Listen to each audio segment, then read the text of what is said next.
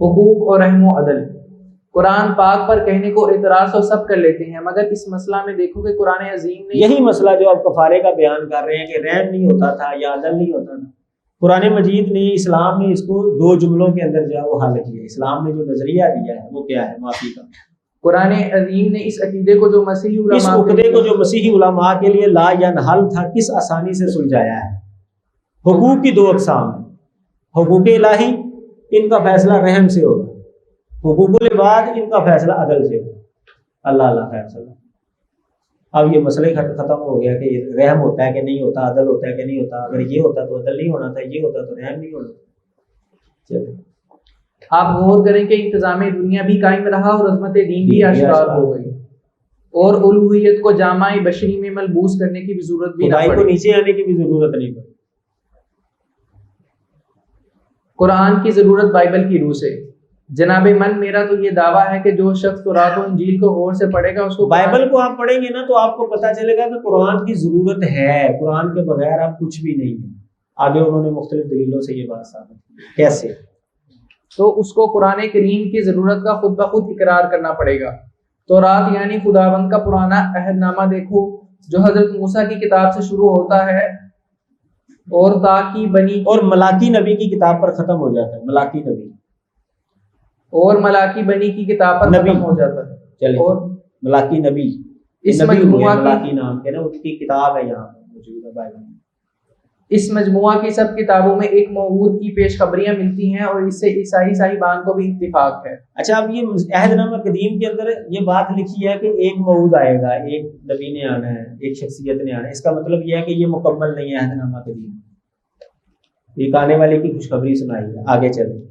اس کے بعد خداوند کے نئے عہد نامہ یعنی انجیل کو دیکھو، اس میں حضرت مسیح کے سب سے آخری واعظ کے الفاظ یہ ہیں: میری اور بہت سی باتیں ہیں کہ میں کہوں، پر اب تم ان کی برداشت نہیں کر سکتے، لیکن جب وہ یعنی روح حق آوے تو وہ تمہیں ساری سچائی کی راہ بتاوے گا، اس لیے کہ وہ اپنی نہ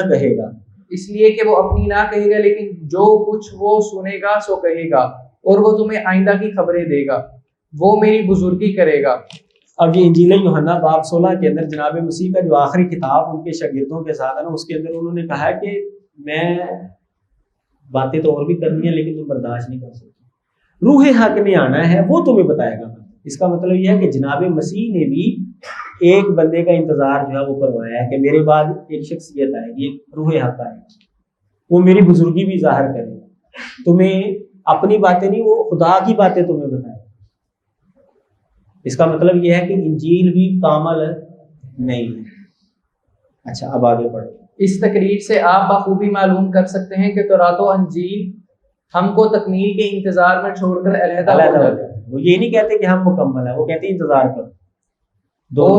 اور قرآن عظیم اس انتظار کو دور کر کے آخری شاہی فرمان کا اعلان کرتا ہے: الیوم اکملت لکم دینکم واتممت علیکم نعمتی ورضیت لکم الاسلام دینا۔ تو قرآن مجید نے اس انتظار کو ختم کر دیا کہ اب دین مکمل ہو۔ اس کا مطلب یہ ہے کہ تورات اور انجیل کے اعتبار سے آپ دیکھیں گے تو قرآن کی ضرورت ہے۔ قرآن کو آپ نکال دیں گے تو بتائیں وہ بندہ لے کر آئیں، وہ شخصیت لے کر آئیں جس کے بارے میں یہ کہا۔ آج تمہارا دین مکمل کر دیا گیا اور نعمت کو پورا کر دیا گیا، میں خوش ہوں کہ اسلام ہی تمہارا دین ہے۔ آن حضرت صلی اللہ علیہ وسلم کے متعلق پیشین گوئیاں۔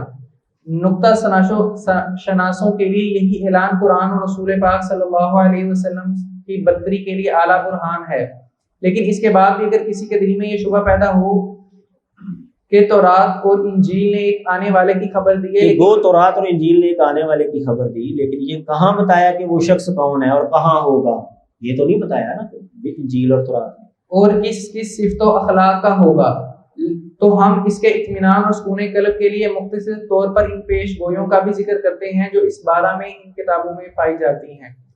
اب اختصار کے ساتھ وہ نبی علیہ السلام کے حوالے سے جو پیشین گوئی ہے نا ان کا بتا رہے ہیں کہ اگر کوئی یہ سوال کرے ٹھیک ہے جی تورات انجیل نے یہ بتایا تو ہے کسی نے آنا ہے، لیکن یہ تو نہیں نا بتایا وہ کون ہے، وہ محمد صلی اللہ علیہ وسلم ہے، یہ تو نہیں نا بتایا، تو کہتے ہیں میں بتاتا ہوں کہ تورات اور انجیل نے کیا بتایا ہے، پھر اس کے بعد فیصلہ کر لینا۔ میرا مدعا ان کتابوں سے ایسی سب پیش گوئیوں کا جمع کرنا نہیں، کیونکہ اگر میں ایسا کروں تو یہ خط ایک کتاب بن جائے گا، بلکہ صرف آپ کو یہ دکھلانا ہے کہ مسلمانوں کے ہاتھ میں تورات و انجیل کی کیسی کیسی شہادتیں موجود ہیں۔ میں لکھ چکا ہوں کہ عہد نامہ قدیم کی آخری کتاب ملاکی نبی کی کتاب ہے، بس اس مجموعہ میں جو پیش گوئیاں ہیں ان کی مصداق یا تو مسیح ہو سکتے ہیں یا کوئی اور۔ بے شک مسیح کی بابت بھی ان کتابوں میں پیش گوئیاں موجود ہیں، اور حضرت متی حواری نے اپنی انجیل میں ان سب پیش گوئیوں کو جو ان کی بابت نہیں ہے جمع کر دیا ہے۔ ان کی بابت ہیں جمع کر دیا، نہیں اضافی ہے۔ انہوں نے نہ صرف کتاب کی تحریری پیش گوئیوں کو ہی جمع کیا بلکہ زبانی روایات سے بھی جو کچھ ان کو ملا اسے بھی قلم انداز نہیں کیا نہیں، یہاں پر بھی جس سے آپ بخوبی سمجھ سکتے ہیں کہ انہوں نے مسیح کی متعلقہ کسی پیش گوئی کو اپنی کتاب سے باہر نہیں چھوڑا۔ تو انجیل متی کے اندر جناب مسیح کے حوالے سے پیشین گوئیاں موجود ہیں کہ عہد نامہ قدیم کے اندر یہ پیشین گوئیاں ان کے حوالے سے کہتے ہیں ہم یہ مانتے ہیں حضرت مسیح کے بارے میں بھی پیشین گوئیاں موجود ہیں، یہ بات ٹھیک ہے۔ اب جب آپ ان پیش گوئیوں کو پڑھیں گے جو میں پیش کروں گا تو آپ معلوم کریں گے کہ ان پیش گوئیوں کو حضرت متی حوالی نے حضرت مسیح کے متعلق نہیں سمجھا بلکہ کسی دوسرے مقدس بزرگوار کی بابت ہے۔ اب رہی بات کہ کس کی بابت ہے پیشین، تو جو پیشین گوئیاں انہوں نے حضرت مسیح کے بارے میں نہیں نقل کی، عہد نامہ قدیم کے اندر موجود تھی، تو اس کا مطلب یہ ہے کہ انہوں نے سمجھا ہے کہ نہیں یہ حضرت مسیح کے بارے میں نہیں ہے، یہ کسی اور کے بارے میں، یہی انہوں نے سمجھا ہے۔ اگر وہ حضرت مسیح کے بارے میں سمجھے تو وہ بھی نقل کر دیتے، وہ نہیں نقل کی انہوں نے، باقی ساری کر دی انہوں نے۔ اب میں وہ بتاتا ہوں جو انہوں نے نقل نہیں نہ کی، میں وہ بتاتا ہوں۔ اب رہی یہ بات کہ کس کی بابت میں ہے، پیش گوئیاں خود آپ کو بتلا دیں گی، یہاں تک تو تورات کی پیش گوئیوں کے متعلق عرض کیا گیا، لیکن جو پیش گوئیاں خداوند کے نئے عہد نامے میں ہیں ان کی بابت تو بالوضاحت ظاہر ہے۔ جو حضرت مسیح نے خود پیشین گوئیاں کی ہیں ظاہر ہے وہ تو ان کے بارے میں نہیں ہے نا۔ تورات کی پیشین گوئیوں کے بارے میں آپ کہہ سکتے ہیں جی وہ حضرت مسیح کے بارے میں، لیکن وہ بھی متی نے جو سمجھی وہ نقل کر دی، جو نہیں سمجھی وہ نقل نہیں کی۔ میں آپ کو وہ پیش کروں گا جو انہوں نے نہیں نقل کی۔ لیکن چلو یہ تو تورات کی بات ہوگی، حضرت مسیح نے جو پیشین گوئیاں کی ہیں وہ تو کسی اور بندے کے بارے میں ہی ہے نا، وہ تو حضرت مسیح کے بارے میں نہیں نہ ہو سکتی۔ چلیں اس تمہید کو آپ خیال رکھ کر پھر مندرجہ ذیل پیش گوئیوں پر دل سے ایمان سے غور کریں۔ پیش گوئی نمبر 1 کہ آن حضرت صلی اللہ علیہ وسلم سیدہ ہاجرہ کی اولاد سے عرب میں پیدا ہوں گے اور سیدہ ہاجرہ کی اولاد سیدہ سائدہ کی اولاد سے بڑھ جائے گی۔ ارے اے بانج تو جو نہیں جنتی تھی تو خوشی سے للکار، تو جو حاملہ نہ ہوئی تھی وجد کر کے گا اور خوشی سے چلا، کیونکہ خداوند فرماتا ہے کہ بے کس چھوڑی ہوئی کی اولاد قسم والی کی اولاد سے زیادہ ہے۔ اب یہ پیشین گوئی ہے یسایہ نبی کی کتاب کے اندر کہ بے کس چھوڑی ہوئی کی اولاد قسم والی کی اولاد سے زیادہ ہو۔ اب اس کی شرح پڑھیں کہ یہ کس پر فٹ آتی ہے۔ شرح بانج سے ملک عرب مراد ہے جہاں تک اب کوئی نبی نہ پیدا ہوا تھا۔ حضرت اسماعیل علیہ السلام بھی وہاں پر پیدا نہیں ہوئے تھے، ملک عرب میں نبی پیدا کوئی نہیں ہوا، کیونکہ حضرت اسماعیل بھی باہر سے آئے تھے، اور پھر ان کے بعد تو نبی علیہ السلام تک کوئی نبی ہے ہی نہیں، پیدا ہی نہیں ہوا۔ اچھا، اس لیے بانج سے مراد کیا ہے؟ ملک عرب۔ حضرت اسماعیل علیہ السلام بے شک عرب میں رہے، لیکن ان کی پیدائش بھی عرب کی نہ تھی۔ جس طرح کماری سے بچے کا ہونا معجزہ ہے، اس طرح بانج سے بھی، بس نبی آخر الزمان کی عرب میں پیدائش بطور معجزہ بتلائی گئی ہے۔ بانج ہے، حاملہ ہو گئی ہے، تو یعنی ایک نبی آ گیا ہے، ایک نبی آئے گا بانج کے اندر یعنی عرب کے اندر۔ خوشی سے للکارنا، وجد کر کے گانا، خوشی سے چلانے کا ظہور اگر دیکھنا ہو تو حج کے موسم میں لبیک اللہم لبیک و سعدیک کے نعرے سے سنو۔ دیکھیں یہ جملہ بھی فٹ آ رہا ہے، حج کے موقع پر خوشی سے جو ہے وہ توحید کا تلبیہ جو ہے وہ کہا جا رہا ہے۔ اور صدق اللہ وعدہ و نصر عبدہ کے ترانے سنو جو صفا اور مروہ پر چڑھ کر لگائے جاتے ہیں۔ بے کس چھوڑی ہوئی سیدہ ہاجرہ تھی جن کو نہایت حضرت ہاجرہ کو حضرت ابراہیم علیہ السلام چھوڑ کر چلے گئے تھے، اور حضرت سارہ جو ہے حضرت ابراہیم ان کے ساتھ رہے۔ یہ بے کس چھوڑی ہوئی کی اولاد قسم والی کی اولاد سے زیادہ، یعنی حضرت سارہ کی اولاد سے زیادہ بے کس کی اولاد زیادہ ہوگی۔ عرب کی تعداد اس زمانے میں بھی اور آج بھی جو ہے وہ یہودیوں سے زیادہ، بنی اسرائیل سے زیادہ۔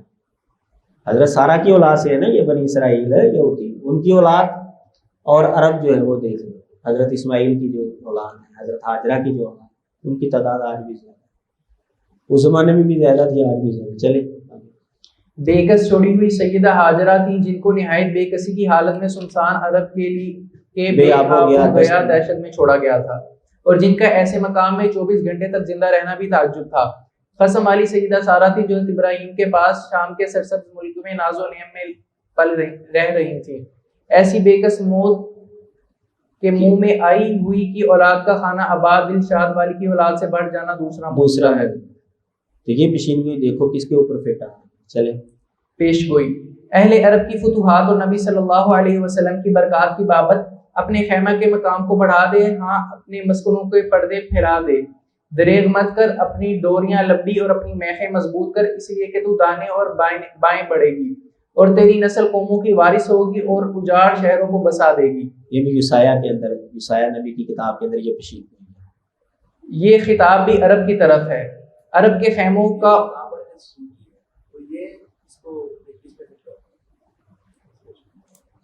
کس کو یہ کسی کے اوپر بتا نہیں سکتے، کسی کے اوپر نہیں وہ بتا سکتے. یہ پیشین گوئیوں کے اوپر جب ان کے ساتھ گفتگو ہوتی ہے نا، وہ کہتے ہیں کہ یہ محمد صلی اللہ علیہ وسلم نہیں بنتے. پھر آگے سے مہاراج پھر کون ہے، پھر وہاں پر خاموش ہو جاتے ہیں. بتاتے ہیں چلو بتاؤ پھر کون ہے، پھر خاموش ہو جاتے ہیں. یہ خطاب بھی عرب کی مثال کے طور پر فرعون کا لفظ آتا ہے. میری ایک دفعہ گفتگو ہوئی تھی، وہ فرعون کا لفظ آتا ہے.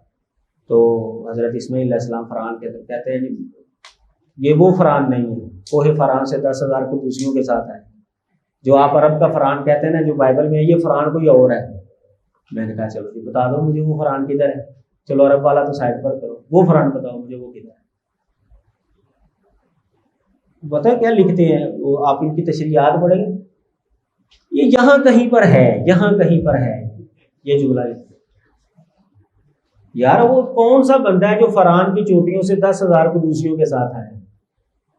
حضرت موسیٰ علیہ السلام نے پیشین گوئی کی ہے تو پوری تو ہونی چاہیے نا پھر کسی کے اوپر.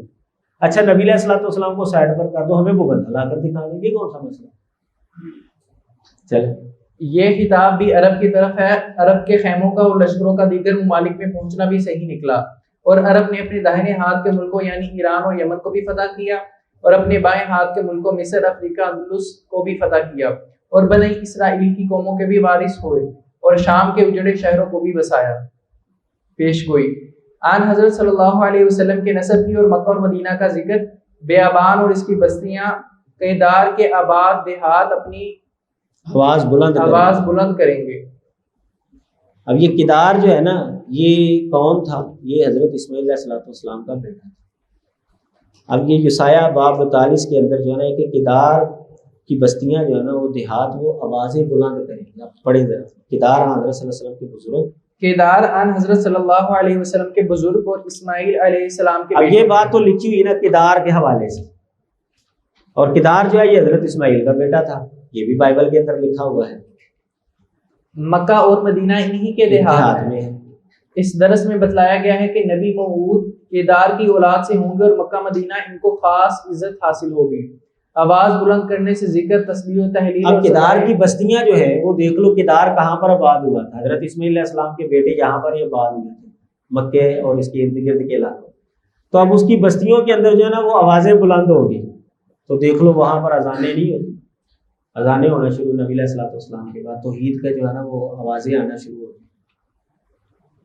چلو آواز بلند کرنے سے آج تک جو ہے وہاں سے آوازیں آنا بلند ہو رہی. آواز بلند کرنے سے ذکر، تسبیح و تحلیل اور صدائے اذان و صلات مراد ہے. پیش گوئی.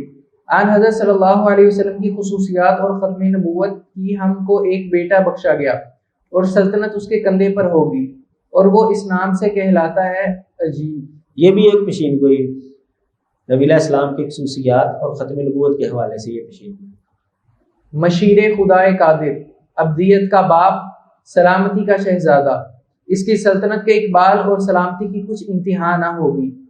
داؤد کے تخت پر آج سے لے کر اب تک بندوبست کرے گا. شرح. ہم کو ایک بیٹا بخشا گیا ہے. ایک بیٹے سے اپنے ماں باپ کا اکلوتا بچہ مراد ہے. جیسے آن حضرت صلی اللہ علیہ وسلم تھے، پادری انجیل کی روح سے کہتے ہیں کہ حضرت مسیح کے اور بھی بہن بھائی. انجیل کے اندر لکھا ہے کہ حضرت مسیح کے اور بہن بھائی بھی تھے. چلو جی انجیل کے مطابق تو حضرت عیسیٰ علیہ السلام اس کے مصداق نہیں بن سکتے، کیونکہ وہ تو ایک بیٹے نہیں ہیں، وہ صرف نبی علیہ السلام جو ہے وہ ایک بیٹے، نہ ان کی کوئی بہن تھی نہ کوئی ان کا بھائی تھا۔ چلے شاید آپ کو کوئی کہے کہ وہ کہتے ہیں اس سے مراد حضرت مسیح ہے، یہ جو پیشین گوئی ابھی پیش کر رہے ہیں اس سے مراد حضرت مسیح ہے، اس لیے وہ تقابل کر رہے ہیں۔ شاید آپ کو کوئی یہ کہے کہ یہ پیش گوئی حضرت مسیح کے متعلق ہے، لیکن اس کو اسی کتاب کا 7 نمبر باب دکھاؤ جس میں مسیح کی بابت پیش گوئی یہ ہے، باوجود اس کے کہ خداوند تم کو ایک نشان دے گا، دیکھو کماری حاملہ ہوگی اور اس کا نام امانویل رکھے گی۔ اس میں لڑکے کا کہتے ہیں کہ یہ پیشین گوئی حضرت مسیح کے بارے میں ہے، یہ باب 7 کے اندر جو بیان کیا ہے، یہ باب 6 کے اندر جو ہے نا، یسایہ 9 باب کے اندر جو ہے یہ حضرت مسیح کے بارے میں نہیں، یہ کسی اور شخصیت کے بارے میں، حضرت مسیح کے بارے میں یہاں پر ہے کہ کنواری حاملہ ہوگی اور وہ اس کا نام امانویل رکھے گی۔ حضرت مریم کنواری تھی، وہ حاملہ ہوئی اور پھر حضرت عیسیٰ پیدا ہوئے، یہ ان کی پیشین گوئی بھی ہے لیکن وہ الگ ہے، یہ کسی اور بندے کے بارے میں۔ خدا ہمارے ساتھ، خدا ہمارے ساتھ اس طرح کرے۔ اس میں لڑکے کا نام اس کی ماں کی صرف صاف بتا دی گئی ہے۔ اب 9 نمبر باب میں اسی کو ایک بیٹا نہیں کہہ سکتے۔ ہاں غور کرو کہ 7ویں باب میں مسیح کی خبر ہے کہ 8ویں باب میں حالت زمانہ ماں بعد مسیح کی، اب 7ویں باب میں حضرت مسیح کی خبر ہے، 8ویں باب میں حضرت مسیح کے بعد کے زمانے کی خبر ہے، تو 9ویں باب میں لامحالہ جو ہے وہ بعد میں آنے والی شخصیت کی بات ہے، اور 9ویں باب میں آن حضرت صلی اللہ علیہ وسلم کی بشارت ہے جن کی خصوصیات وضاحت۔ اب وہ خصوصیات کے اوپر بحث کرتے ہیں، سلطنت اس کے کندھے پر ہو۔ حضرت عیسیٰ علیہ السلام تو وہ بادشاہ نہیں ہوئے تھے، وہ تو غلامی کی زندگی میں آئے تھے۔ چلے سلطنت اس کے کندھے پر ہوگی۔ آن حضرت صلی اللہ علیہ وسلم کے کندھے پر سلطنت بھی تھی، یعنی سلطنت حاصل تھی جس کو پس پش ڈال رکھا تھا، اور مہر نبوت بھی شانہ پر تھی۔ حضرت مسیح میں دونوں باتیں نہ تھیں، وہ اس نام سے عجیب کہلاتا ہے۔ شرح مسیح ایسا نام تھا جو عجیب، ایسا نام نہ تھا جو عجیب، مسیح ایسا نام نہ تھا جو عجیب ہو، کیونکہ مسیح کا مطلب ہوتا ہے کہ جس کے سر پر برکت کا تیل ملا گیا۔ تو جناب مسیح سے پہلے بھی کئی لوگ ایسے ہوئے تھے یہودیوں کے اندر جن کے سر پر برکت کا تیل ملا گیا تھا، یعنی وہ بھی مسیح تھے۔ تو مسیح کوئی ایسا نام نہیں تھا جو عجیب سمجھا جائے، لیکن محمد ایک ایسا نام تھا جو عجیب سمجھا گیا کیونکہ اس سے پہلے نام نہیں تھا یہ، کیونکہ تورات میں داؤد، سلیمان علیہ السلام وغیرہ اور دیگر انبیاء و بادشاہان بنی اسرائیل کو بھی مسیح کہا گیا ہے، لیکن محمد صلی اللہ علیہ وسلم ضرور عجیب نام ہے جو اپنے مسمى کے برترین محامد کی خبر دیتا ہے۔ اور عجیب بات یہ ہے کہ اس نام کا حضرت صلی اللہ علیہ وسلم سے بیشتر کوئی شخص بھی نہ ہوا، یہ بھی ایک عجیب بات تھی، اور دوسرا معنی کے اعتبار سے بھی عجیب مفہوم ہے، تعریفات جو ہیں وہ آپ کے اندر پائی جا رہی ہیں۔ مشیر خدائے قادر، یہ صرف بھی محمد رسول اللہ صلی اللہ علیہ وسلم کی ہے، اس لیے وہ مشورے پر اپنا مدار رکھتے ہیں۔ نبی علیہ السلام مشورے سے ہی کام کرتے تھے، وشاورہم فی الامر، اور اپنی امت کو بھی یہ حکم دیا وامرہم شورى بینہم، اسی لیے وہ وشاورہم فی الامر، معاملات میں مشورہ کر لیا کرو کا حکم سناتے ہیں، اسی لیے وہ امرہم شورى بینہم، ان کی عادت باہمی مشورہ کرتے رہنا، اس بات کو اپنی امت کا رویہ قرار دیتے ہیں۔ عیسائی اس کو حضرت مسیح کی صرف نہیں کہہ سکتے کیونکہ وہ تو بقول ان کے خود ہی قادر تھے، نہ کہ مشیر قادر۔ وہ مشیر نہیں تھے، وہ تو خود قادر، یعنی خود خدا تھے، وہ مشیر قادر تو نہیں۔ نبی علیہ السلام کو ہم خدا تو نہیں مانتے، اس لیے یہ خدا کے علاوہ کسی شخص کے اوپر تو فٹ آ سکتا ہے، خدا کے اوپر نہیں، جبکہ عیسائی حضرت مسیح کو خدا مانتے، لہذا ان کے اوپر یہ جملہ فٹ نہیں آ سکتا۔ ابدیت کا باب، عیسائیوں کا دعویٰ ہے کہ حضرت مسیح ابدیت کے باپ ہیں۔ اب حضرت مسیح کی سنو، وہ آخری بات میں فرماتے ہیں، میں اپنے باپ سے درخواست کروں گا اور وہ تمہیں دوسرا تسلی دینے والا بخشے گا جو تمہارے ساتھ رہے، کہ ہمیشہ تمہارے ساتھ رہے۔ یوحنا باب نمبر 1 ورس نمبر 16۔ عیسائیوں کے دعویٰ کو مسیح نے رد فرمایا اور اس کی تائید باب نمبر 9 درس نمبر 4 سے ہوتی ہے، جس کے الفاظ یہ ہیں، سو خداوند اسرائیل کے سر اور دم اور شاخ اور نئے کو ایک ہی دن میں کاٹ ڈالے گا، اور نئے کو ایک ہی دن میں کاٹ ڈالے گا۔ یہ الفاظ بالکل اس پیش گوئی کے ساتھ ملے ہوئے ہیں، یعنی جناب مسیح کہہ رہے ہیں کہ میں خدا سے یہ درخواست کروں گا کہ تمہیں تسلی دینے والا جو ہے وہ بخشے جو تمہارے ساتھ ہمیشہ رہے، اور یسایہ کے اندر ہے کہ یہ وقت آئے گا کہ اسرائیل کا سر، دم، شاخ اور نئے یعنی سرکنڈا کانے شانے یعنی ہر چیز جو ہے ان کی ختم ہو جائے گی۔ یہ تو الفاظ پھر ابدیت کے باب وہ کیسے ہوئے؟ ابدیت کا باب یعنی ہمیشہ تو وہ ساتھ نہیں رہیں گے، ہمیشہ تو وہ ساتھ رہے گا جو بعد میں آئے گا۔ انہوں نے کہا وہ تمہارے ساتھ ہمیشہ رہے، اپنے بارے میں نہیں کہہ رہے کہ میں تمہارے ساتھ ہمیشہ رہوں۔ یہ الفاظ بالکل اس پیش گوئی کے ساتھ ملے ہوئے ہیں جس میں ابدیت کے باب کی خبر دی گئی ہے، جس سے یہ بھی معلوم ہو گیا کہ ابدیت کا باب بنی اسرائیل میں سے نہیں ہے، بے شک یہ صرف تو بالخصوص کیونکہ بنی اسرائیل تو ایک وقت آئے گا کہ وہ ختم ہو جائے گی، ہر چیز ان سے کاٹ دی جائے گی۔ بے شک یہ صرف تو بالخصوص ہمارے آقا سید محمد رسول اللہ صلی اللہ علیہ وسلم کی ہے جو خاتم النبیین ہیں۔ کہ آپ کو آن حضرت صلی اللہ علیہ وسلم کے خاتم النبیین ہونے میں بھی شک ہے؟ تو دیکھیں نبی علیہ الصلوۃ والسلام جب آئے ہیں تو اس کے بعد اللہ تعالیٰ نے نبوت کا دروازہ بند کر دیا۔ اس کا مطلب یہ ہے کہ اب ابد تک ان کی نبوت چلی۔ اللہ ابدیت کا باب کون؟ حضرت عیسیٰ کے بعد نبی آیا ہے، خود انہوں نے پیشین گوئی کی، لیکن نبی علیہ الصلوۃ والسلام کے اوپر آ کر نبوت کا دروازہ جو وہ بند ہے۔ اب قیامت تک ان کی نبوت چلے گی۔ اس کا مطلب یہ ہے کہ ابدیت کا باب وہ بنتے ہیں۔ پہلے بنی اسرائیل میں ہزاروں نبی ہوئے۔ اب یہ دلیل جو دے رہے ہیں نا، یہ بڑی شاندار دلیل ہے کہ نبی علیہ الصلوۃ والسلام آخری نبی ہے۔ کہتے ہیں کہ اللہ تعالیٰ نے ہر قوم کے دل کے اندر یہ بات ڈال دی نبی علیہ السلام کے آنے کے بعد۔ پہلے آپ دیکھیں یہودیوں کے اندر بھی کئی نبی ہوئے ہیں، عیسائیوں کے اندر بھی نا بائبل میں لکھا ہوا ہے کئی نبی اٹھے ہیں۔ تو نبی علیہ السلام کے آنے سے پہلے، آپ کے آنے سے پہلے اس کے ہندو مت کے اندر بھی جو ہے وہ رشی آتے تھے، اس طرح جو بدھ مت کے اندر بھی، یعنی سارے مذہبوں کے اندر آتے تھے لوگ۔ نبی علیہ الصلوۃ والسلام کے آنے کے بعد کسی مذہب کے اندر جو ہے نا کوئی نبی بھی نہیں اٹھا، اور لوگوں کا یہ ذہن بن چکا ہے کہ اب کسی نبی نے نہیں آنا۔ پہلے جو ہے وہ ایک نبی فوت ہوتا تھا، دوسرا آ جاتا تھا، تیسرا آ جاتا تھا، چوتھا آ جاتا تھا۔ نبی علیہ السلام کے بعد دنیا میں نبی کیوں نہیں آ رہے؟ اس کی کیا وجہ ہے؟ اگر کوئی دعویٰ کرتا ہے تو اس کے مذہب والے خود اس کو جھوٹا کہہ دیتے ہیں اور اس کو رد کر دیتے ہیں۔ اس کا مطلب یہ ہے کہ نبی علیہ الصلوۃ والسلام آخری نبی ہے، خاتم النبی نے اللہ تعالیٰ نے خود انسانوں کے دلوں کے اندر یہ بات بٹھا دی۔ یہ اس کو اب بطور دلیل وہ پیش کر دیں۔ پہلے بنی اسرائیل میں ہزاروں نبی ہوئے، اب محمد رسول اللہ صلی اللہ علیہ وسلم کے بعد کیوں یہودیوں میں بھی کسی کی نبوت تسلیم نہیں کی گئی؟ حالانکہ 1500 سال تقریباً ہو گئے ہیں، ایک بھی نبی جو ہے ان کے اندر ایسا نہیں ہے جس کے اوپر یہودی متفق ہوئے ہو۔ حالانکہ پہلے تو ہزاروں نبیوں کے اوپر وہ متفق نظر آتے ہیں۔ مسیح کے بعد اور محمد رسول اللہ صلی اللہ علیہ وسلم سے پہلے عیسائیوں میں بہتیرے لوگ آئے، لیکن آن حضرت صلی اللہ علیہ وسلم کے بعد کیوں عیسائیوں کے اندر بھی کسی کو رسول نہیں مانا گیا؟ تو عیسائی بھی نہیں مانتے کسی کو، اگر کوئی دعویٰ کرتا بھی ہے تو اس کو وہ جھٹلا دیتے۔ ہندوستان میں 33 کروڑ دیوتا ہوئے، لیکن محمد رسول اللہ صلی اللہ علیہ وسلم کے بعد یہاں بھی ہندوؤں میں کوئی اتار نہیں اترا۔ آپ سے پہلے تو کہتے تھے اترے ہیں، آپ کے بعد کیوں نہیں اترا؟ وید ہی ایک ایک شروتی کا درشن ایک ایک رشی نے پایا ہے۔ ہندوؤں کی مقدس کتاب جو ہے نا اس کو شروتی کہا جاتا ہے، جو بھی ان کی مقدس کتابیں ان کو شروتی کہتے ہیں۔ یعنی وید کے اندر جو ہے وہ 4 کتابیں جو ہیں وہ پائی جاتی ہیں، رگ وید، یجر وید، سام وید اور اتھر وید۔ تو اس کی ایک ایک شروتی یعنی ایک ایک کتاب کا درشن جو ہے وہ ایک ایک رشی نے پایا ہے، وہ کیا ہے، اس کو الہام ہوتا ہے۔ رشی کہتے ہیں کہ جس کو الہام ہو، دل کی آنکھ سے جو دیکھتا ہو، خدا سے جو ہم کلام ہوتا ہے اور پھر وہ کتاب لکھتا ہے۔ یعنی اس کو اگر ہم آسان لفظوں میں سمجھے تو نبی، یعنی ہندوؤں کے اندر نبی علیہ السلام سے پہلے کے تو رشی بتاتے ہیں، بعد میں نہیں رشی کو آیا۔ اس کی کیا وجہ ہے؟ لیکن محمد رسول اللہ صلی اللہ علیہ وسلم کے بعد کیوں کسی رشی کو شروتی کے درشن نہیں ہوئے؟ کیوں نہیں پھر الہام ہوا اس کو؟ کیوں نہیں کوئی رشی آیا؟ اس کی کیا وجہ ہے؟ پہلے کے بتاتے ہیں جی اتنے رشی ہو گئے، اتنے رشی ہو گئے۔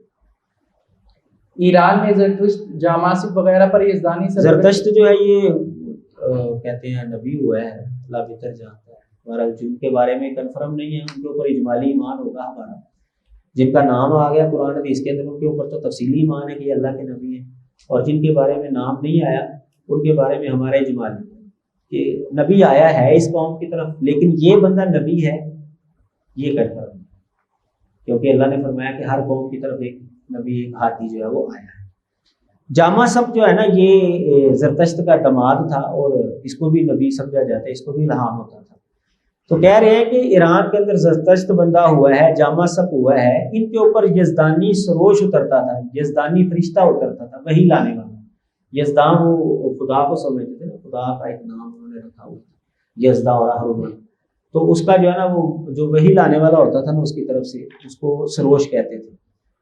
تو اب یہ نبی علیہ الصلوۃ والسلام سے پہلے تو یہ موجود ہیں ایسے لوگ کہ جن کے اوپر جو ہے نا بقول ان کے خدا کی طرف سے فرشتہ اترتا جس کو وہ خدا سمجھتے، یزدان کا فروش اترتا تھا۔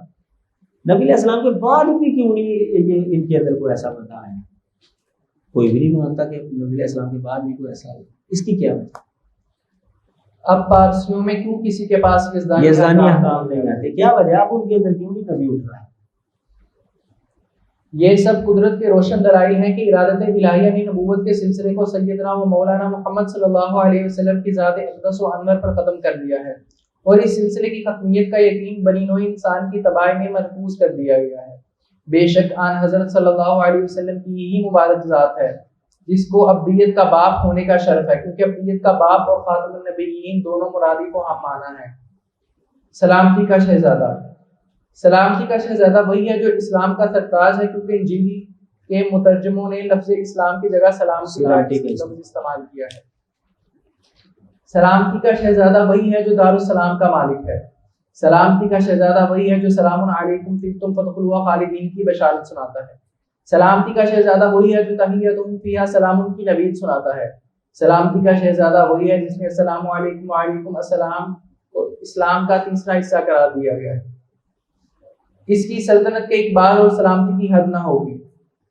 اس فکرے میں دنیاوی اور دینی برکتوں کا مجموعہ ذکر ہے۔ اقبال سلطنت اس لیے لا انتہا ثابت ہوا کہ حالانکہ قیصر ولا قیصر بعدہ، حالانکہ کسرا ولا کسرا بعدہ کا حکم اسی اقبال نے دیا تھا اور دنیا کی ان دونوں شہنشاہوں کو نیچا دکھایا تھا۔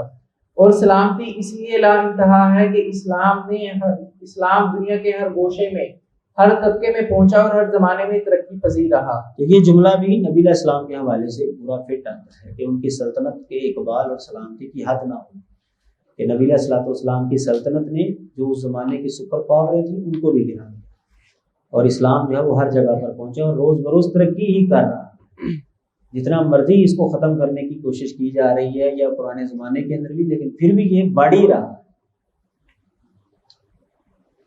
پیش گوئی کہ حجاز کے متصلہ پانچویں پیش گوئی کہ حجاز کے متصلہ ممالک آن حضرت صلی اللہ علیہ وسلم کی حیات میں ہی اسلام میں داخل ہو جائیں گے۔ اونٹنیاں کثرت سے آ کے تجھے چھپا لیں گی، یہ یہاں سے شروع ہو رہی ہے، اونٹنیاں کثرت سے آ کے تجھے چھپا لیں گی۔ مدیان اور ایفا کی اونٹنیاں وہ سب جو سبا کی ہیں آویں گی، وہ سونا اور لیبان لاویں گی اور خداوند کی تعریفوں کی بشارت سناویں گی۔ یہ بھی یسایہ کے اندر جو ہے گوئی ہے۔ اب اس سے مراد کیا ہے؟ اس پیش گوئی میں 3 فکریں ہیں۔ اونٹنیاں کثرت سے آ کر تجھے چھپا لیں گی، اس میں ان وفود ڈیپیوٹیشن کی خبر ہے جو مختلف ممالک اور قبائل کی جانب سے آن حضرت صلی اللہ علیہ وسلم کی خدمت اقدس میں تعلیم اسلام کے لیے حاضر ہیں۔ اس زمانے میں جو ہے وہ اونٹی سواری جو ہے وہ سمجھی جاتی تھی، تو لوگ اونٹوں پر آتے تھے آپ کے پاس قافلوں کی صورت میں علم حاصل کرنے کے لیے۔ مدیان اور ایفا کی اونٹنیاں، مدیان حضرت ابراہیم علیہ السلام کے بیٹے اور ایفا پوتے کا نام ہے۔ یہ حضرت ابراہیم علیہ السلام کی 3 بیویاں تھیں بائبل کے مطابق، حضرت ہاجرہ، حضرت سارہ اور ایک کتورہ نام کی۔ جو کتورہ نام کی آپ کی بیگم تھی نا، اس سے جو اولاد پیدا ہوئی تھی نا، ان کو انہوں نے یہ مدین وغیرہ کی طرف جو ہے نا وہ بھیج دیا تھا۔ تو یہ مدیان جو ہے یہ حضرت ابراہیم کے بیٹے کا نام تھا اور ایفا ان کے پوتے کا نام تھا۔ تو ان کی جو اونٹنیاں ہیں نا وہ آئیں گی۔ اب یہ کیسے فٹ آئیں؟ یہ مدین کی طرف جو علاقہ ہے یہ سارا ابراہیم علیہ السلام کی آل اولاد کا ہے۔ اب یہ کیسے فٹ آئیں گے؟ دیکھیں، یہ بنی کتورہ ہیں، ان کی اولاد حدود حجاز سے خلیج فارس تک آباد تھی، اور یہ لوگ آن حضرت صلی اللہ علیہ وسلم کے عہد مبارک میں ہی مسلمان ہو گئے تھے اور زیارت کے لیے مدینہ منورہ میں حاضر ہوا کرتے تھے۔ 7,500 بس جملے تک ٹھیک۔ وہ جو سبا کے ہیں، سبا ملک میں ہے جو محض تعلیم سے مسلمان ہوا تھا، اور اسی کی طرف سے الحمدللہ کی بشارت آنے کی اشارت ہے۔ ان ممالک کا خراج اور تحائف، سبا کا علاقہ جو یہاں پر بھی حضرت ابراہیم علیہ السلام کی اولاد ہی بستی تھی، تو یہ بھی سارے کے سارے مسلمان ہو گئے۔ قاضی سلیمان منصور پوری صاحب کا پورا نام کون بتائے گا؟ جو میں نے بتایا ہے؟ نہیں.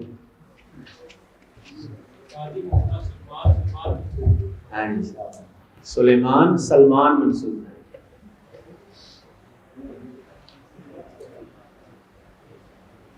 وہ جس ریاست کے اندر قاضی تھے، جج تھے، اس ریاست کا کیا نام ہے؟ ٹھیک ہے، یہ بھی دینی ہے.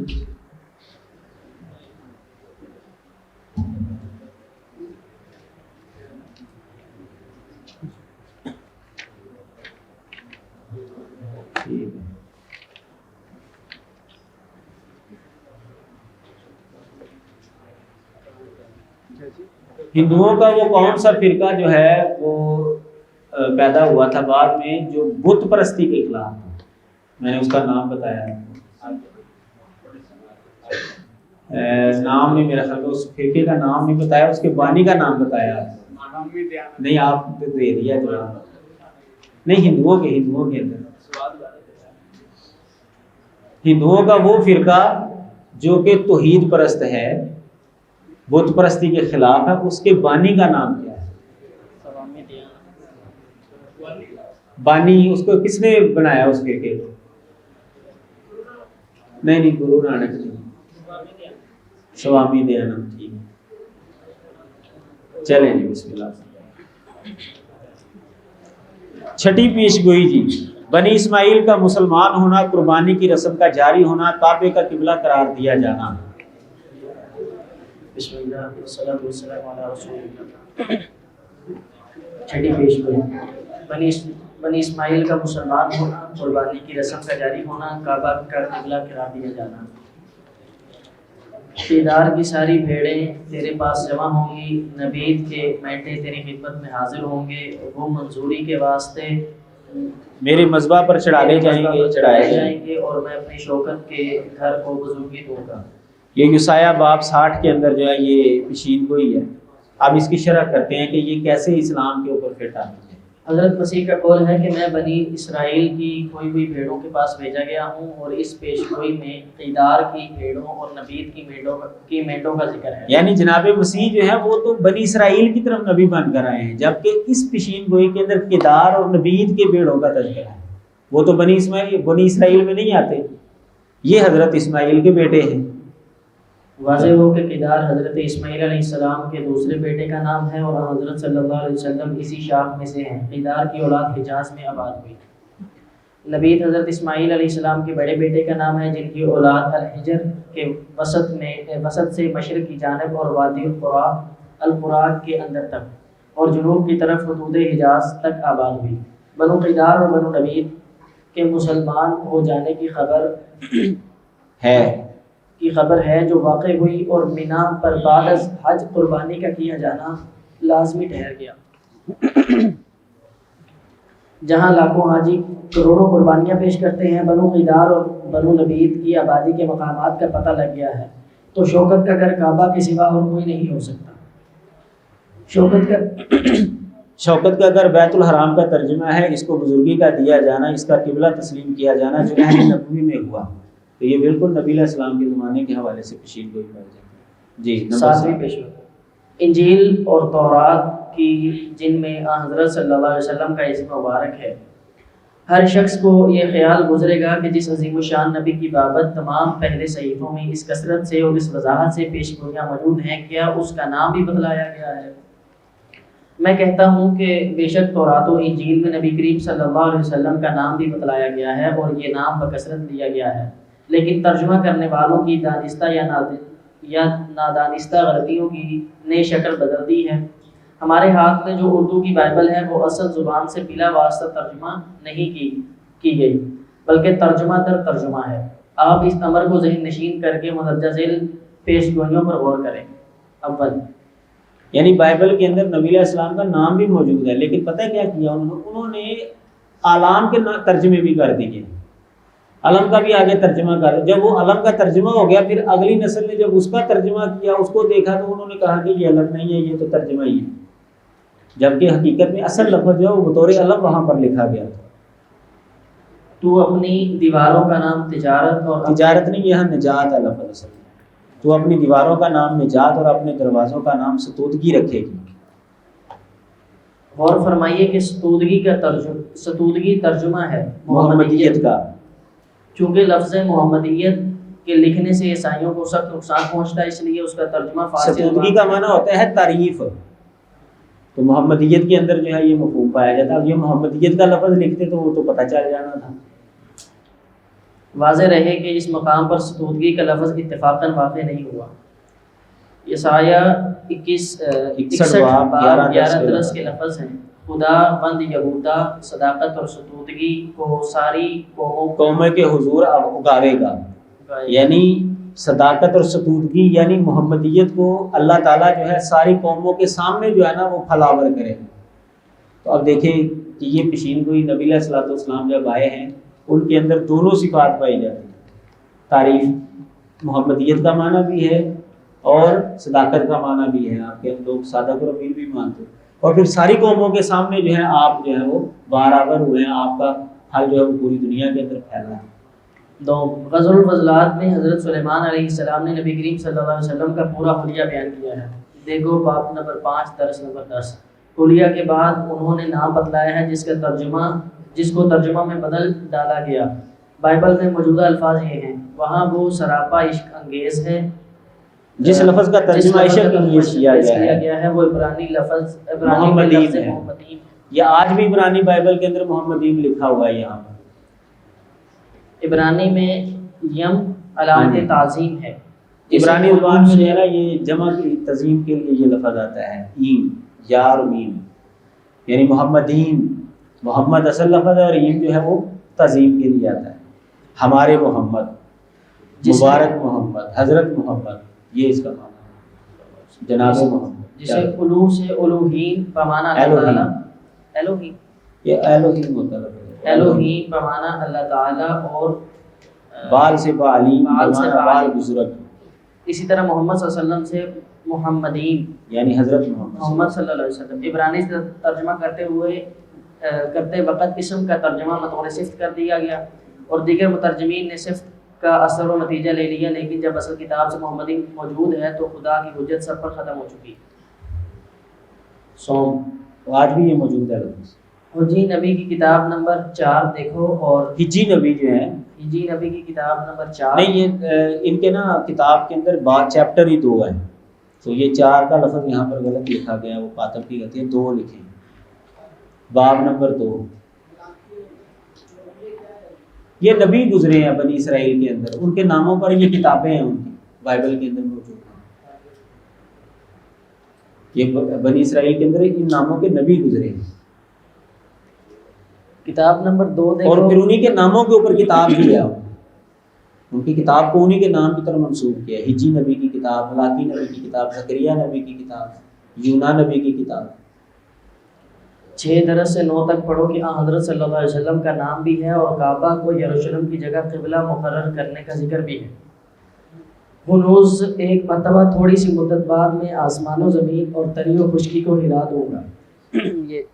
یہ وہ پڑھ رہے ہیں، وہ لکھ رہے ہیں ہجی نبی کی کتاب کے اندر جو شیٹ لکھی ہے، بلکہ میں ساری قوموں کو ہلا دوں گا اور ساری قوموں کو مرغوب چیزیں ہاتھ آئیں گی، اور میں اس گھر کو جلال سے بھر دوں گا۔ رب الافواج فرماتا ہے، چاندی میری ہے اور سونا میرا ہے۔ رب الافواج فرماتا ہے، اس پچھلے گھر کا جلال پہلے گھر کے جلال سے زیادہ ہے۔ رب الافواج فرماتا ہے، اور میں اس مکان کو سلامتی بخشوں گا۔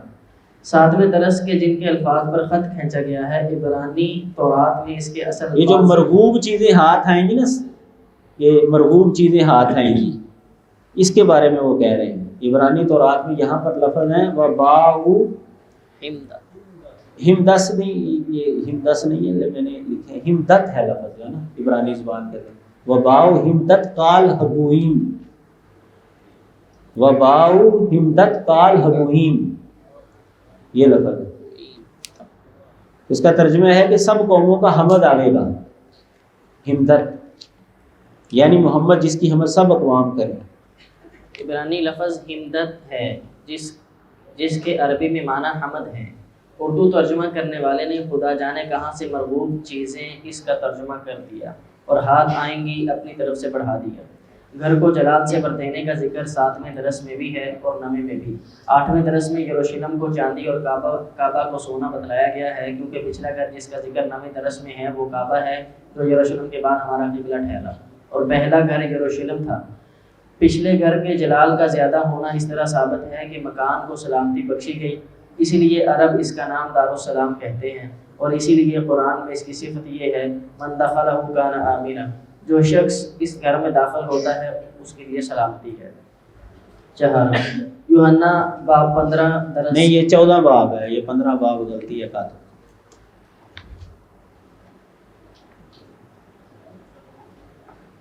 اور درس نمبر 16 میں ہے، میں اپنے باپ سے درخواست کروں گا کہ وہ تمہیں دوسرا تسلی دینے والا بخشے گا۔ قابل تصفیہ یہ ہے کہ تسلی دینے والا حضرت مسیح کے کس لفظ کا ترجمہ ہے؟ یہ ثابت شدہ ہے کہ مسیح نے اس جگہ لفظ فارقلیت استعمال کیا تھا جب انجیل کا ترجمہ کالدی زبان سے یونانی زبان میں کیا گیا، تب فارقلیت کا ترجمہ کلیوتاس کیا گیا۔ یہ صحیح ترجمہ تھا۔ غلط نویسوں نے کلیوتاس کو کلیتاس لکھ دیا اور ترجمہ کے وقت اس کا ترجمہ تسلی دہندہ کیا گیا، یعنی تسلی دہندہ کلیتاس کا تو صحیح ترجمہ ہے، لیکن کلیتاس فارقلیت کا صحیح ترجمہ نہیں ہے۔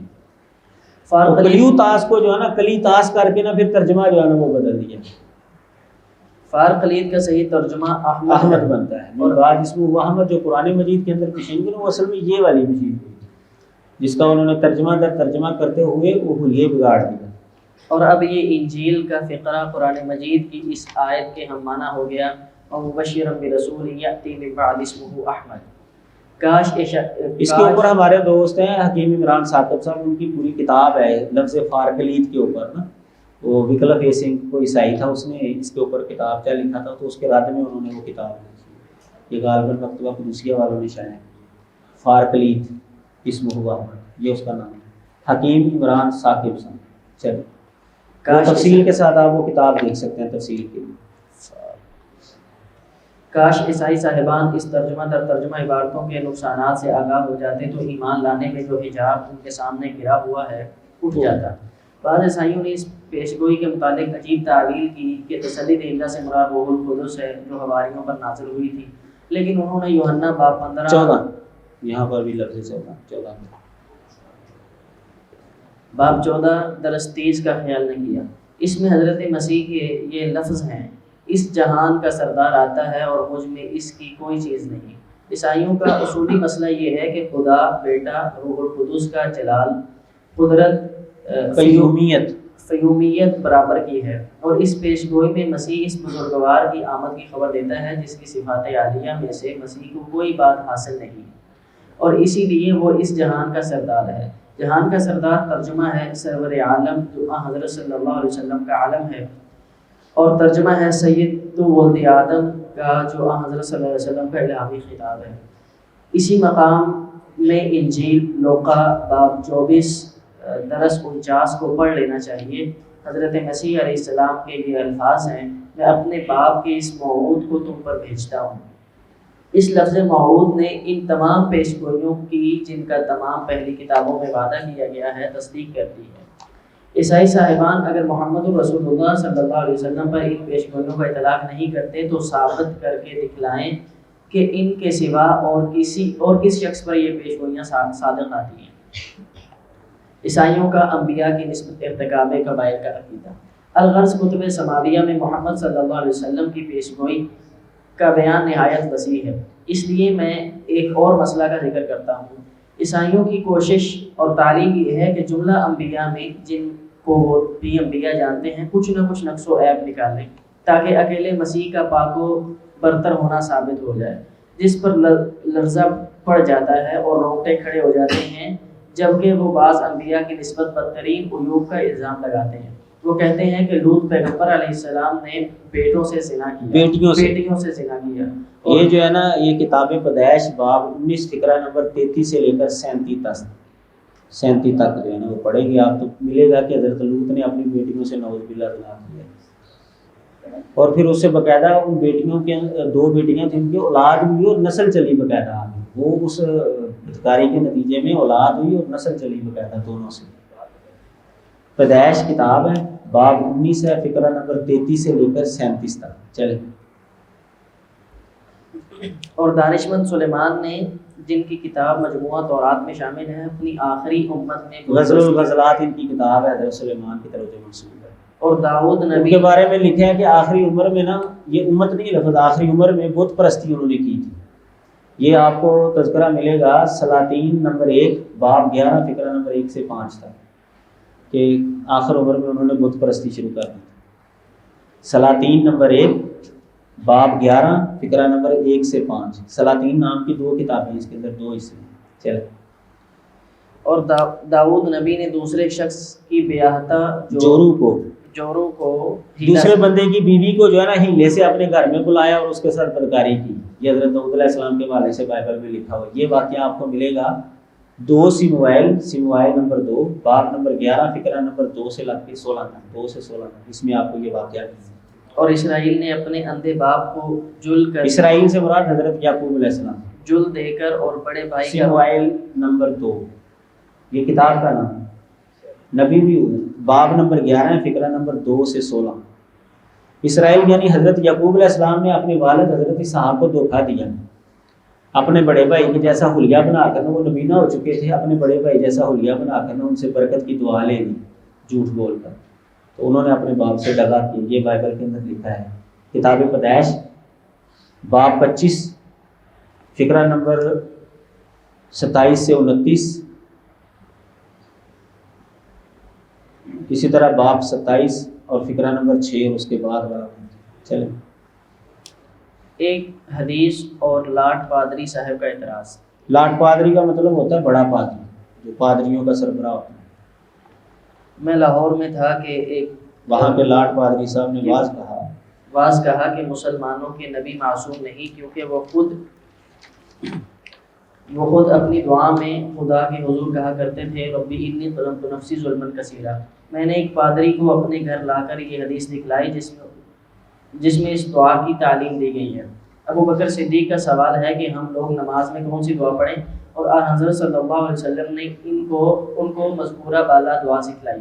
میں نے کہا پادری صاحب دیکھو اور انصاف کرو کہ حضرت صلی اللہ علیہ وسلم کا اپنے لیے ان الفاظ کا استعمال کرنا کہاں ثابت ہوتا ہے؟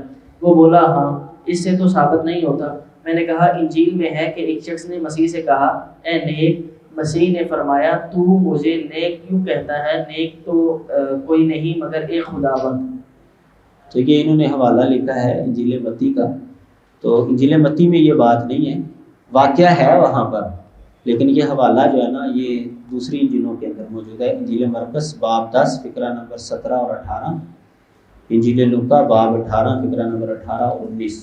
ان 2 انجیلوں کے اندر یہ جملے موجود ہیں، لیکن انجیل متی کے اندر یہ جملہ موجود نہیں. واقعہ موجود ہے وہاں پر، واقعہ کہہ لیں کہ معنوی طور پر بیان ہے. تو یہاں پر جو اعتراض کیا گیا ہے تو ظاہر ہے اس حدیث کے اندر تو یہ بات نہیں ہے، لیکن اور حدیثوں کے اندر تو ہے. نبی علیہ السلام استغفار کیا کرتے تھے ہر نماز کے بعد، اللہ اکبر استغفر اللہ استغفر اللہ. اس طرح ایک مجلس کے اندر جو ہے وہ 70 سے 100 مرتبہ اس طرح کی حدیثیں تو ہیں نا. نبی علیہ السلام استغفار کرتے تھے. تو یہ اعتراض کرتے ہیں غیر مسلمان کہ کیا آپ کے پیغمبر جو وہ گناہ گار تھے؟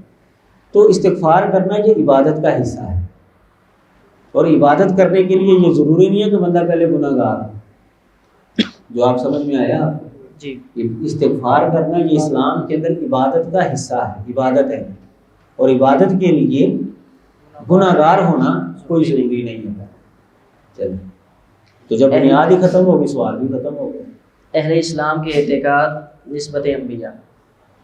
اب دیکھو اس عبارت سے یہ مفہوم ہوتا ہے کہ مسیح علیہ السلام نیک نہ تھے، لیکن اگر کوئی مسلمان حضرت مسیح علیہ السلام کی نسبت ایسا اعتقاد کرے تو وہ مسلمان نہیں رہتا، کیونکہ اسلام میں ضروری ہے کہ ہر ایک نبی کو معصوم، پاک از نقص و عیوب، سراپا صدق و عفاف یقین کیا جائے، کیونکہ اسلامی تعلیم کی روح سے جملہ انبیاء گناہوں سے پاک، آلودگیوں سے دور اور بہترین فضائل میں تمام جہان کے لیے اعلیٰ نمونہ ہوتے ہیں.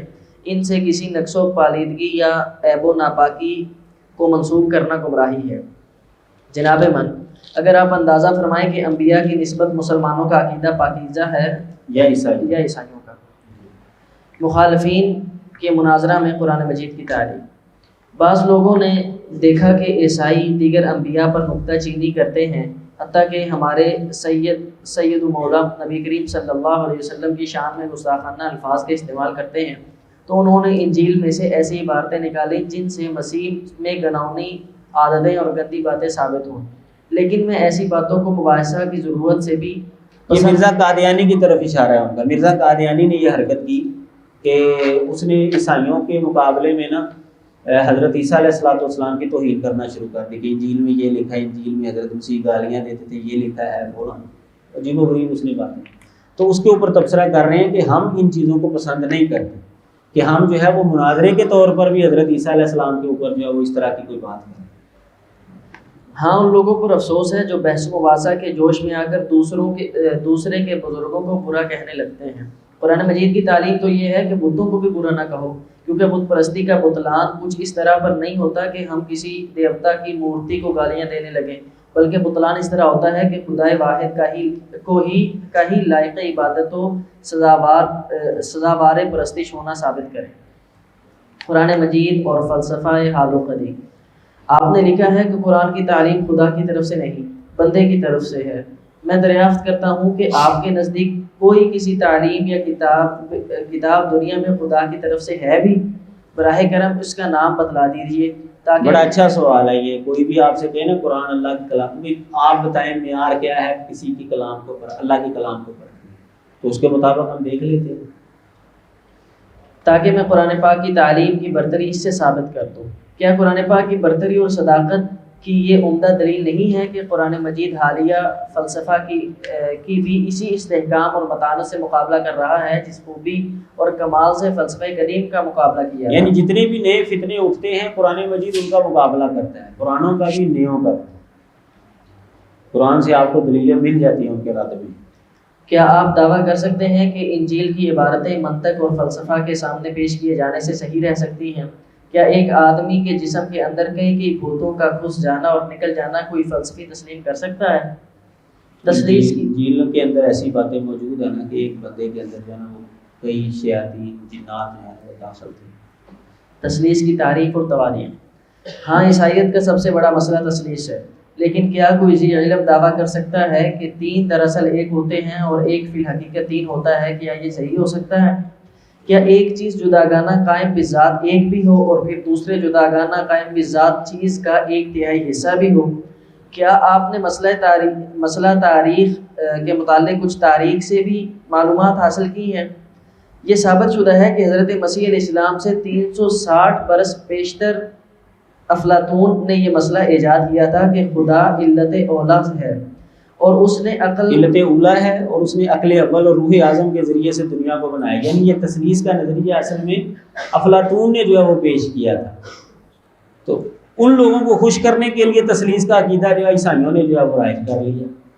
یہ علت اولا سے مراد جو ہے وہ اللہ تعالیٰ کو لیتے ہیں، خالق کائنات کو، اور عقل اول سے مراد جو ہے نا یہ مخلوق اول کہ جس کے ذریعے جو ہے باقی مخلوقات کو جو ہے وہ پیدا کیا گیا ہے۔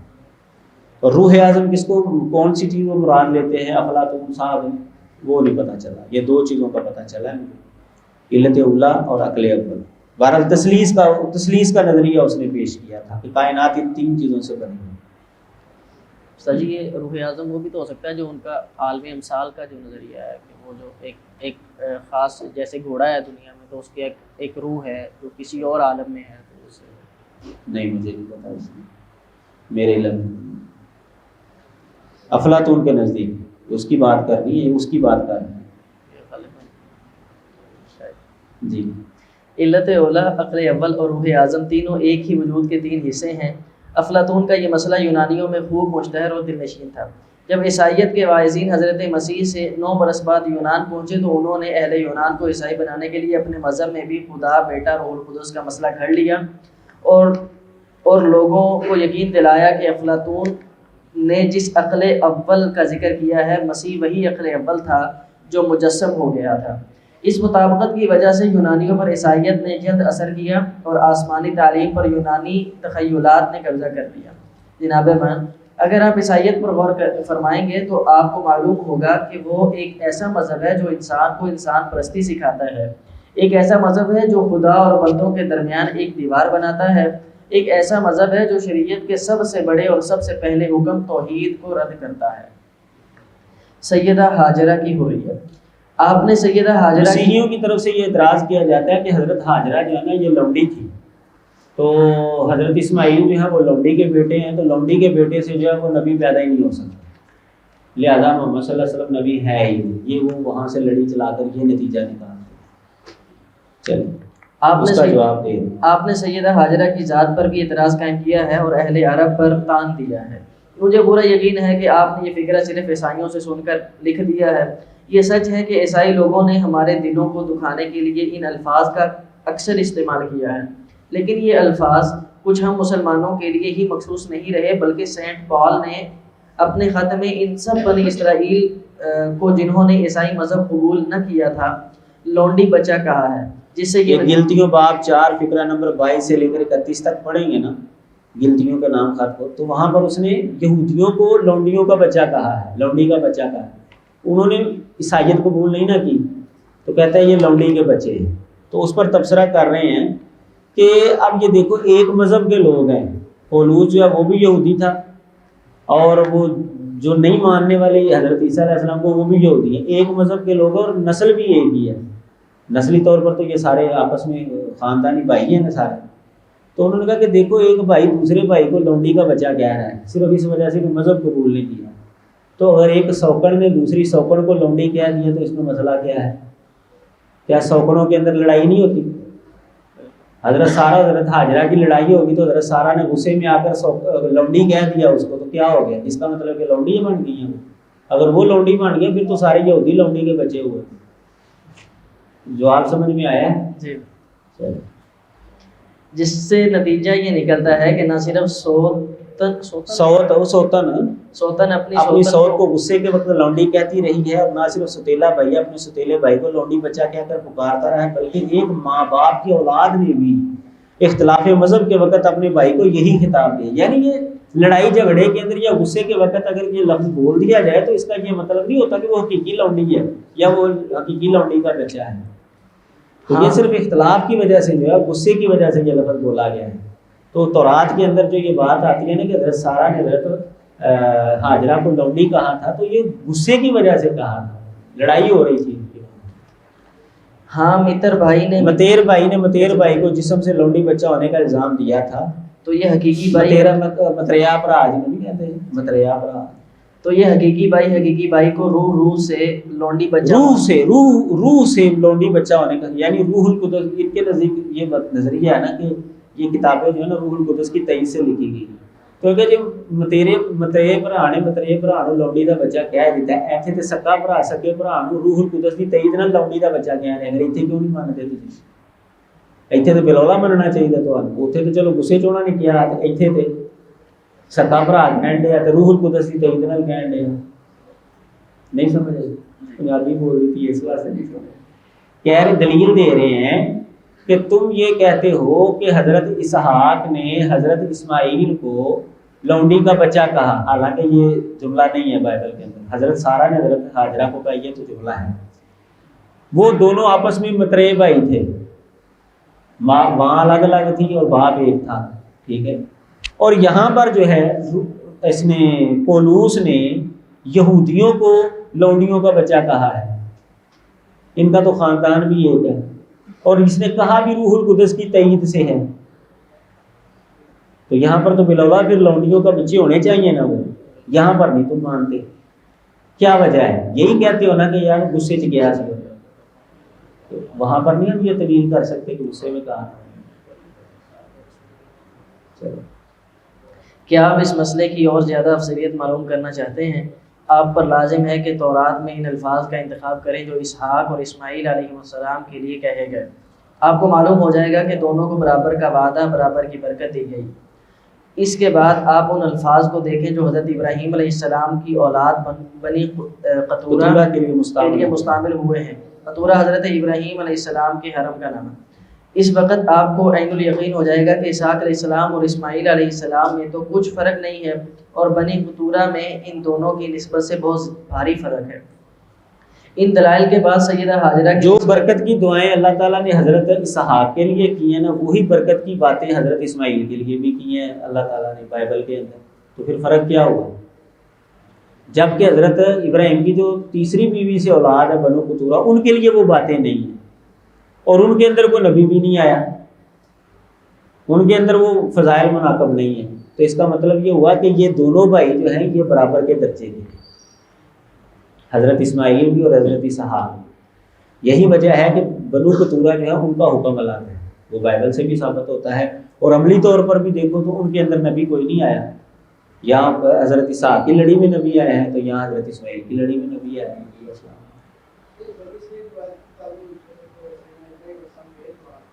کن کے؟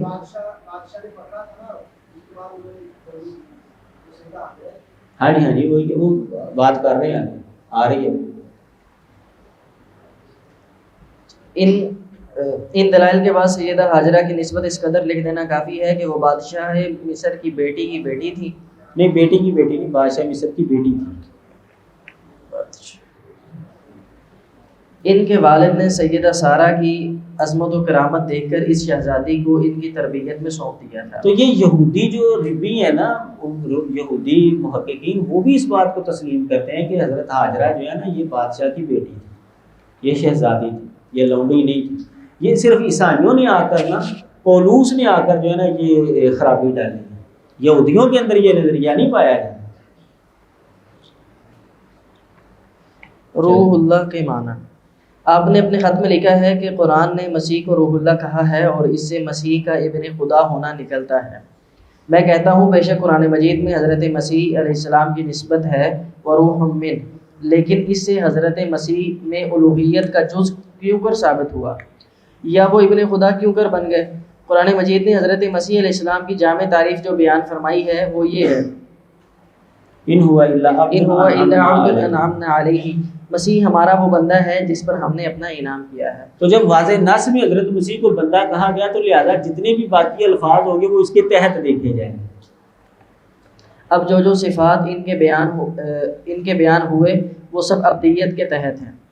اگر اب بھی وروح من کے معنی میں اشکال باقی سمجھتے ہو تو اس فکرے پر غور کرو جس کو مسلمان ہر روز پڑھا کرتے ہیں، ربنا و رب الملائکۃ والروح، خدا ہمارا اور فرشتوں کا اور روح کا پالنے والا ہے. اس سے معلوم ہو جائے گا کہ روح بھی خدا کی مخلوق اور پیدا کرتا ہے. اس لیے حضرت مسیح علیہ السلام وروح من کا خطاب پا کر بھی خدا کی مخلوق اور بندہ ہی رہتے ہیں اور کچھ نہیں. اسلام اور بدوی، مسیح اور حواری. آپ نے اپنے خط میں عرب کے بدویوں کی بے علمی اور غیر حالت کا ذکر کیا ہے، اور اس سے یہ نتیجہ نکالا ہے کہ اسلام میں صداقت نہیں. جناب من، جو نتیجہ آپ نے نکالا ہے وہ ہرگز صحیح نتیجہ اس واقعے کا نہیں ہے. اچھا، کیا آپ کو معلوم ہے کہ مسیح علیہ السلام نے پطرس حواری کو شیطان کہا تھا؟ اچھا، انہوں نے مطلب عرب لوگوں کو جو ہے نا وہ بدوی کہہ کر جو ہے نا انہوں نے شک کا اظہار کیا کہ اسلام سچا نہیں ہے. تو قاضی صاحب جواب دے رہے ہیں کہ جناب مسیح نے تو اپنے حواری کو شیطان بھی کہا تھا. اچھا، یہ جو حوالہ لکھا ہے نا یہ درست نہیں ہے. یہ حوالہ ہے انجیل یوحنا باب 16 فقرہ نمبر 23 کے اندر. اور جناب مسیح کا ایک حواری تھا یہودا اسکریوتی، اس نے 30 روپے لے کر نا رشوت لے کر حضرت مسیح کو پکڑوایا تھا رومیوں کے تاکہ ان کو صلیب پر دیا جائے. کیا آپ کو معلوم ہے کہ مسیح کو یہودا اسکریوتی نے 30 روپے رشوت لے کر گرفتار کرایا تھا؟ کیا آپ کو معلوم ہے کہ مسیح علیہ السلام نے اپنے چیدہ شاگردوں کو کم اعتقاد کہہ کر مخاطب کیا تھا؟ کیا آپ کو معلوم ہے کہ مسیح نے حواریوں کو ان کی بے ایمانی جتلا کر یہ کہا تھا کہ اگر تم نے ایک رائی کے دانے کے برابر نبی علیہ السلام کے صحابہ کو بدوی اور عجیب و غریب جملے اس نے بولے تھے نا، تو اس کے مقابلے میں وہ بتا رہے ہیں کہ دیکھو نبی علیہ السلام کے شاگردوں کا اور حضرت عیسیٰ کے شاگردوں کا فرق کیا ہے. یہ انجیل کے مطابق کی بات کر رہے ہیں. مسیح نے حواریوں کو ان کی بے ایمانی جتلا کر یہ کہا تھا کہ اگر تم میں ایک رائی کے دانے کے برابر بھی ایمان ہوتا تو پہاڑ کو کہتے کہ یہاں سے وہاں چلا جا تو وہ چلا جاتا. انجیل متی باب 17 فقرہ نمبر 20 کے اندر ہے یہ بات. کیا آپ کو معلوم ہے کہ پطرس نے مسیح علیہ السلام کا انکار کر کے مسیح پر لعنت بھیجی تھی؟ اب آپ خود یہ ہی انجیل متی کا باب 26 ہے، یہ 37 لکھا ہوا ہے، 26 باب ہے۔ اب آپ خود ہی غور فرمائیں کہ جس مذہب کے بہترین اشخاص جو رسول کہلاتے ہیں ایسے ہیں کہ ان میں رائی کے دانے کے برابر بھی ایمان نہیں، تو وہ مذہب کیا ہوگا؟ یہ بدوی خواہ بے علم تھے، بے علم ہیں، خواہ وحشی ہیں، خواہ اپنے نبی کریم سے 1400 برس بعد ہوئے ہیں، لیکن اگر آپ ان کے اعتقاد کو جب حضرت محمد رسول اللہ صلی اللہ علیہ وسلم کی ذات پاک سے ہے، اس اعتقاد سے جو مسیح علیہ السلام کے شاگردوں کا مسیح کی نسبت خود مسیح علیہ السلام کے الفاظ سے ثابت ہوتا ہے، مقابلہ کریں گے تو آپ کو زمین و آسمان کا فرق نظر آئے گا۔ 1400 سال بعد والے مسلمان اور حضرت عیسیٰ علیہ السلام کے شاگرد کے، ان کا آپ مقابلہ کر کے دیکھیں، آپ کو بڑا فرق ملتا ہے۔ جناب مسلمان جتنا مرضی برا ہو جائے وہ نبی علیہ السلام کو گالی نہیں دے سکتے، کبھی سوچ بھی نہیں سکتے، لیکن انہوں نے تو ڈائریکٹ ان کے سامنے ان کو نعوذ باللہ جو ہے برا کہا۔ جناب من، اب میں آپ کی سب باتوں کا جواب لکھ چکا ہوں اور اس خط میں اپنی طرف سے اسلام کے متعلق کچھ نہیں لکھتا۔ اگر آپ چاہیں گے تو کسی دوسرے خط میں انشاءاللہ تحریر کروں گا کہ وہ کون سی تعلیم ہے جو اسلام کو تمام آسمانی تعلیمات سے برتر و افضل ثابت کر رہی ہے، اور وہ کیا چیز ہے جو بدویوں اور وحشیوں کو بھی ہدایت بخشتی ہے اور فلاسفروں حکیموں کا سینہ کھول دیتی ہے۔ خط کے خاتمہ پر صرف 1.5 حرفی بات کہنا چاہتا ہوں کہ آپ خط کو غور سے ٹھنڈے دل سے 3 بار مطالعہ فرمائیں اور خدا بند عالم ہادی کل سے دعا کریں کہ وہ آپ کے سینے کو حق سری کے لیے کھول دے۔ اگر خط پڑھ کر بھی کچھ اعتراض دل میں کھٹکتے رہیں تو تھوڑے دنوں کے واسطے میرے پاس تشریف لے آئیں تاکہ آپ بے تکلف گفتگو کر سکیں۔ والسلام وآخر دعوانا الحمدللہ رب العالمین۔ آپ کا خیر اندیش قاضی محمد سلیمان منصور پوری از پٹیالہ، 1 اپریل 1906۔ یہ بات جو ہے نا آپ نے شروع میں بھی پڑھی اور آخر میں پھر آگی کہ میرے خط کو 3 دفعہ جو ہے وہ پڑھے۔ میں نے نا ایک دفعہ کتاب پڑھی، مناظرہ تھا میرا، تو مولانا احمد دین گرگڑی صاحب کا کتابچہ تھا نجات کے حوالے سے، تو انہوں نے لکھا کہ میری اس کتاب کو 2 مرتبہ پڑھیں گے تو پھر آپ کو سمجھ آئے گا۔ میں نے سوچا یار یہ مصنفین خام خواہ یہ بات کر دیتے ہیں، ایک دفعہ پڑھی میں نے تو مجھ کو سمجھ آئی، تو میں نے کہا چلو انہوں نے کہا ہے دوسری مرتبہ پڑھو، پڑھ لیتا ہوں میں دوسری مرتبہ جب میں نے اس کو پڑھا نا تو وہ واقعی اس کی جو ہے نا وہ پھر صحیح سمجھ آئی۔ تو یہ جو کوئی مصنف کہتا ہے نا کہ میری کتاب کو آپ اتنی دفعہ پڑھیں یا اس بات کو اتنی دفعہ پڑھیں، تو وہ واقعی پڑھنی چاہیے، وہ فرق جو ہے پھر پتہ چلتا ہے۔ تو یہ جو انہوں نے کہا نا کہ 3 دفعہ جو ہے وہ پڑھے میرے خط کو، تو واقعی 3 دفعہ اگر کوئی پڑھے گا نا تو اس کے سامنے مزید کئی نکات جو ہیں وہ آ جائیں گے جو پہلی یا دوسری مرتبہ پڑھتے ہوئے سمجھ میں نہیں آتا۔ تو یہ عملی طور پر میرے ساتھ یہ بات ہو چکی ہے، اس لیے یہ مصنف کا ویسے ہی نہیں دعویٰ ہوتا، اصل میں اس کے پیچھے کوئی بات ہوتی ہے۔